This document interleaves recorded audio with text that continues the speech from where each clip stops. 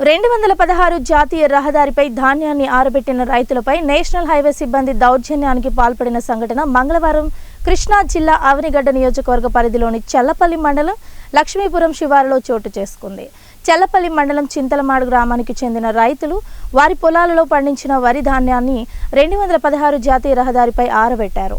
ఒక ప్రక్కన వాతావరణంలో మార్పులు సంభవించి రైతులు ఆందోళన చెందడంతో పాటు సకాలంలో ధాన్యం కొనుగోలు చేయకపోవడం వలన ధాన్యాన్ని ఆరబెట్టే ప్రయత్నంలో భాగంగా జాతీయ రహదారిపై ధాన్యాన్ని ఆరబెట్టి అక్కడే రైతులు కాపలా కాస్తున్నారు.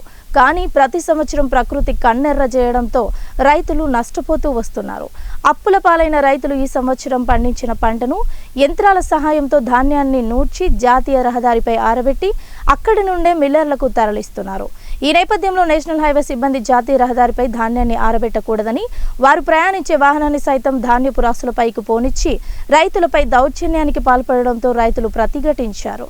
అష్ట కష్టాలు పడి ధాన్యాన్ని నూర్చి పొలాల్లో నుండి తరలించగా జాతీయ రహదారిపై ఆరబెట్టకూడదని అనడం ఎంతవరకు సమంజసమని ప్రశ్నించారు.